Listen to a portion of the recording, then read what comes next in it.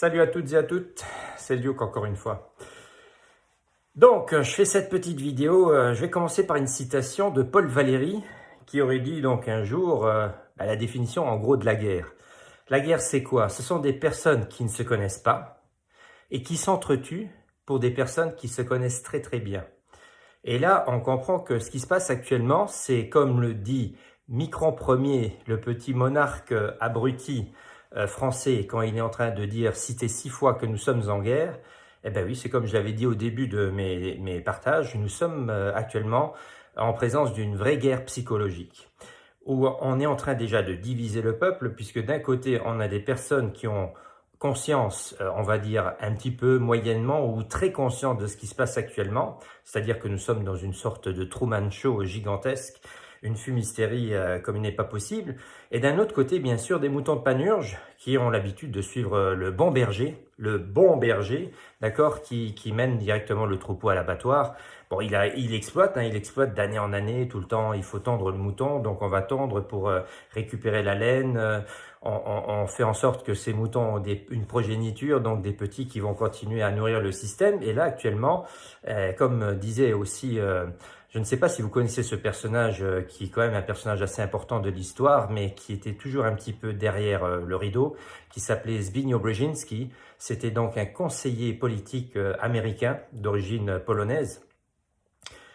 Donc il était toujours là, donc derrière, à partir de Jimmy Carter, nous avons ce personnage Zbigniew Brzezinski, derrière Jimmy Carter, fin des années 70, ensuite Ronald Reagan, et enfin il a toujours été derrière les présidents, un homme de l'ombre comme ça, et même d'ailleurs il était même encore derrière Barack Obama. Et ce Brzezinski, dans les années 70, il avait fait remarquer dans ses écrits, et c'est des choses que vous pouvez trouver même sur le net, donc ça s'appelle Between Two Ages. Donc il expliquait que progressivement, nous allons rentrer dans une ère technologique de plus en plus avancée. Imaginez la technologie, l'informatique dans les années 70, et regardez en 2020, donc après tant d'années, on a 50 années c'est beaucoup d'un point de vue technologique, c'est gigantesque l'évolution donc du monde électronique, du monde informatique, etc., et même robotique. Donc, mais il était déjà en train d'anticiper bien sûr le futur, et il disait donc plus nous allons avancer dans le temps, plus les technologies vont nous permettre de modifier tout simplement le monde. Et là, il nous parle à un moment donné dans son livre Between Two Ages, il nous parle aussi d'un quota qui va être à un moment donné atteint, c'est-à-dire le 80-20.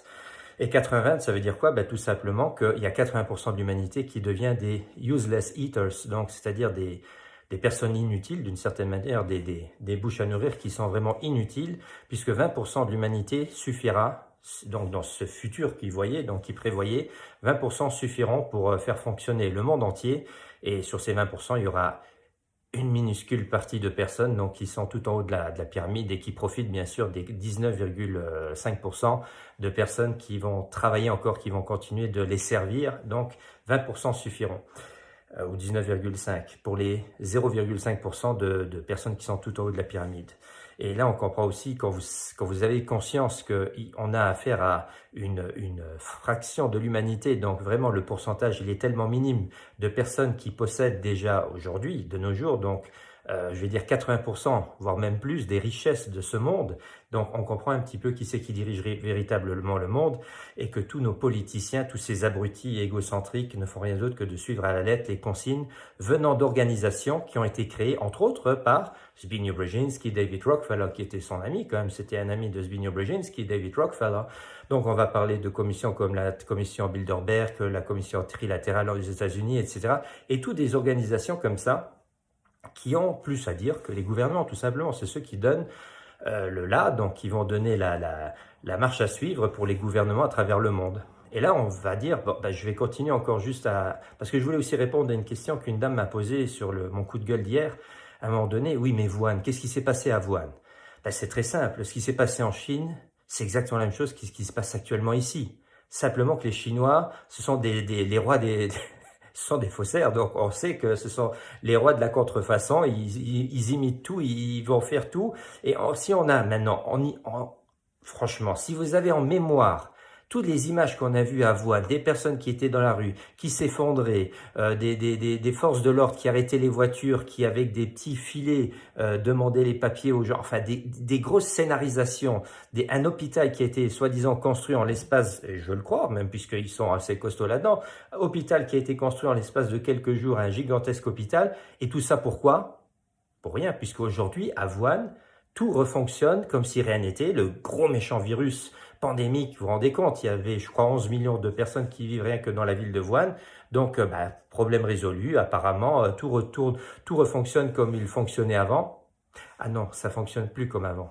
C'est-à-dire, si vous devez montrer maintenant patte blanche aussi en Chine, vous savez déjà qu'en Chine, ils sont précurseurs aussi de toutes ces cochonneries qui vont venir vers nous, c'est-à-dire le passeport du bon citoyen. Vous savez, ce fameux passe où il va tout être marqué, c'est-à-dire comme nous allons rentrer dans un monde technologique très avancé, comme disait Zbigniew Brzezinski, donc comme le disait lui-même, nous rentrons maintenant, grâce à la technologie de la 5G, qui est capable de mesurer, de tout calculer, tous les déplacements des personnes, eh bien, vous allez avoir un pass comme ça du bon citoyen.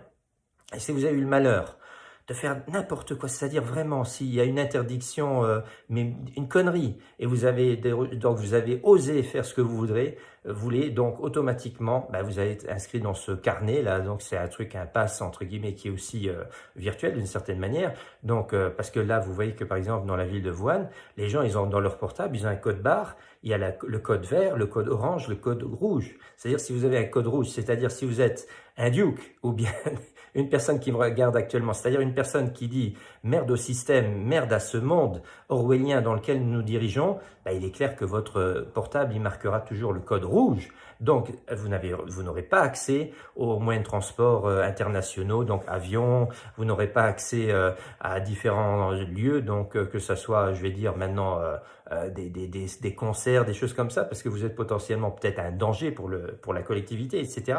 Donc, vous voyez que tout doucement, Wuhan, donc, il s'est transformé, la Chine en règle générale, se transforme en une sorte de dictature absolue, d'accord? Et puis si vous voulez comprendre ce qui va se passer ici, parce que, comme le dit Jean-Jacques Krifker, il a tout à fait raison, je ne sais même plus sur qui il s'était basé en disant cela, mais il a dit, et c'est vrai que dans les années 50, 60, 70, quel était le modèle pour l'Europe? C'était le modèle américain, puisque les Américains, ils avaient toujours une petite avance sur l'Europe. Donc, si on voulait connaître ce qui va se passer, ce qui allait se passer en Europe dans les années à venir, il fallait regarder l'Amérique. Mais aujourd'hui, on ne regarde plus l'Amérique, on regarde la Chine.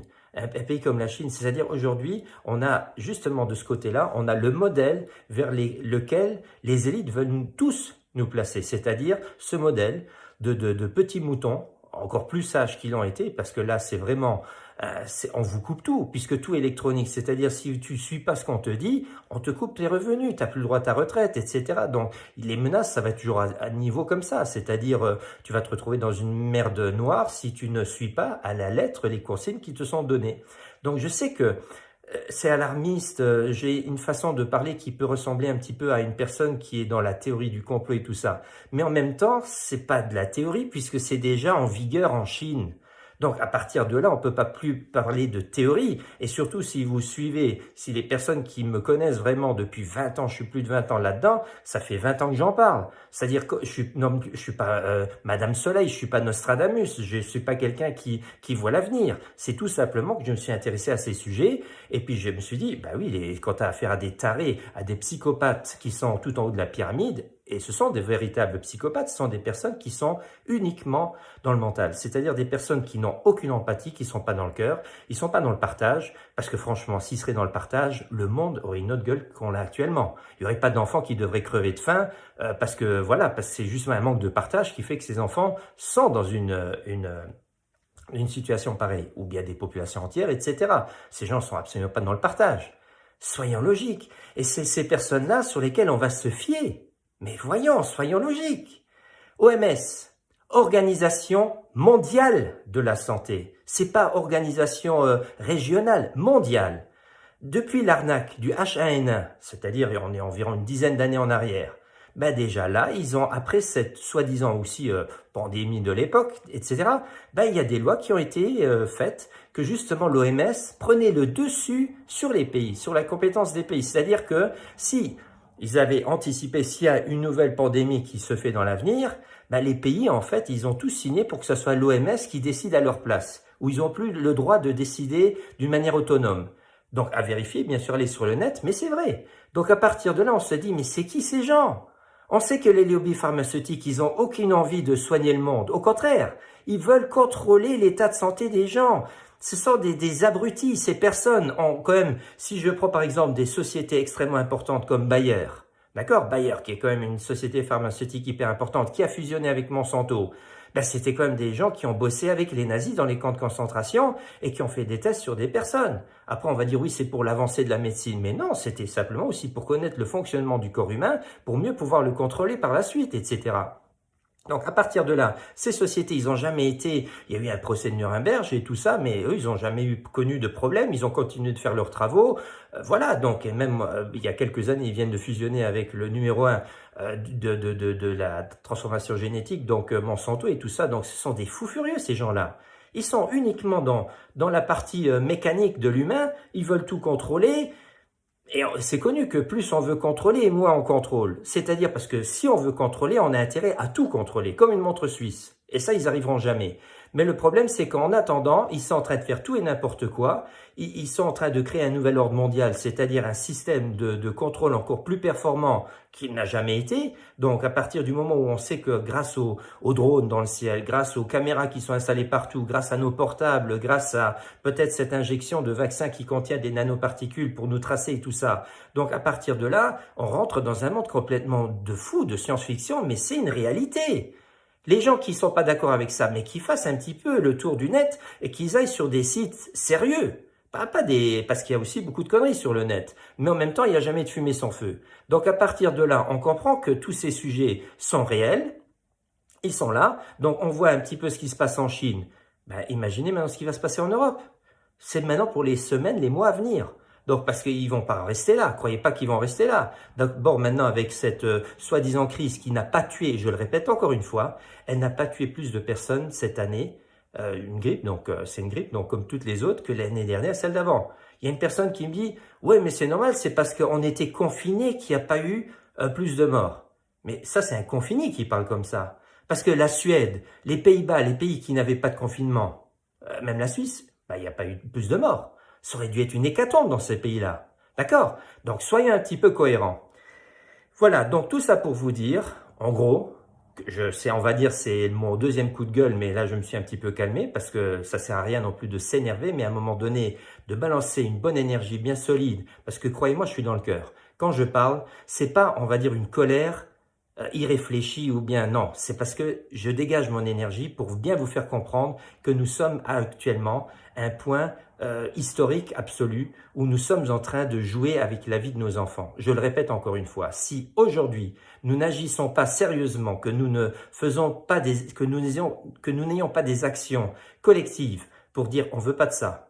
D'accord, c'est pas de se battre, hein. On va pas se battre avec les CRS, avec les flics et tout ça. Non, au contraire, on va essayer même de les récupérer. De dire, écoute, tes enfants, toi t'as beau être CRS aujourd'hui, mais t'as des enfants. Donc toi, tu veux que tes gosses demain, ils obéissent à l'œil aux ordres d'un autre CRS parce que voilà, parce que toi, tu n'as pas à un moment donné pris conscience que les ordres que tu reçois, que ton chef a reçus, ce sont des ordres d'un politicien véreux qui a reçu des ordres de l'OMS, de l'ONU, de l'OTAN, etc. Quand on regarde, je reviendrai et je vais finir là-dessus. Pour les personnes qui découvriraient cette vidéo là pour la première fois, qui me découvriraient pour la première fois, ça peut être un hasard bien sûr, mais le hasard, vous savez, parfois, bon. Quand on sait que l'ordre SS, alors il va dire, qu'est-ce qu'il nous parle maintenant des SS, le gars? L'ordre des SS a été créé le 25 avril, janvier, février, mars, avril, oui, le 25 avril. Non, je me trompe. Le 4 avril, pardon. Donc, c'est le 4 avril. J'étais dans le 25 parce que c'est en 1925. Donc, le 4 avril, je répète encore une fois, le 4 avril 1925, les nazis ont créé l'ordre SS. D'accord? Qui veut dire Schutzstaffel, qui veut dire unité de protection, mais qui veut dire aussi Schwarze Sonne, soleil noir. Le 4 avril, encore une fois un 4 avril, donc tant d'années plus tard, 1949, les pays ils se regroupent, entre guillemets, et on nous impose, on va créer l'OTAN. D'accord? L'OTAN, qui est la force armée de l'ONU. Il faut comprendre que l'ONU, c'est quand même une instance qui est au-dessus des nations. C'est l'ONU qui donne, qui dicte les consignes que les pays membres de l'ONU vont devoir appliquer. Donc à partir de là, on comprend que la même date, comme par hasard, la date de création des SS, tant d'années plus tard, donc, on a la création de l'OTAN, le 4 du 4 1949, et dans les années 60, de 61 à 64, nous retrouvons un ancien général nazi devenir le président de l'OTAN. Déjà, c'est quelque chose que je trouve aussi assez troublant, pour ma part. Maintenant, je vous invite d'aller voir le bâtiment de l'OTAN à Bruxelles. D'accord? C'est ce qui a été inauguré par Donald Trump quelques mois après qu'il soit devenu président américain. Il est venu en Belgique et il a inauguré le nouveau bâtiment, le siège de l'OTAN à Bruxelles. La forme du bâtiment, c'est 4 fois les runes nazies. Vous savez, comme un blitz, comme ça, comme un éclair. Donc, à un moment donné, on se dit, il faut voir le bâtiment vu du ciel. D'accord? Il ne faut pas le regarder maintenant à plat, on ne verra rien. Il faut voir vu du ciel. Et comme par hasard, le bâtiment de l'OTAN à Bruxelles, ce sont les runes que les nazis portaient ici sur leur uniforme, donc des deux côtés du col. Ils avaient deux éclairs comme ça, c'est la même forme. On peut dire, encore une fois, c'est un hasard.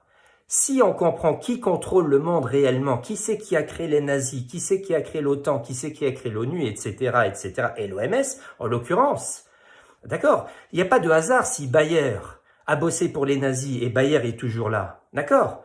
Et qu'après Monsanto va fusionner avec Bayer et tout ça, on a affaire toujours aux mêmes élites. Je ne peux pas maintenant dire exactement depuis quelle date, mais ce sont toujours les mêmes qui sont aux commandes. Et les pays qui sont aujourd'hui membres de l'ONU, ils doivent tout simplement appliquer les règles. C'est-à-dire quand nos abrutis de politiciens nous expliquent ce qu'on doit faire, ils font rien d'autre que de lire un texte qui leur a été préécrit. D'accord? Et ils ont intérêt à le faire, puisque sinon ils se font éjecter. Voilà, c'était simplement ça que je voulais dire. Donc c'était un petit peu, on va dire, quelques questions aussi qui m'ont été posées par rapport à mon coup de gueule d'hier. Et je voulais rajouter encore un petit peu d'informations.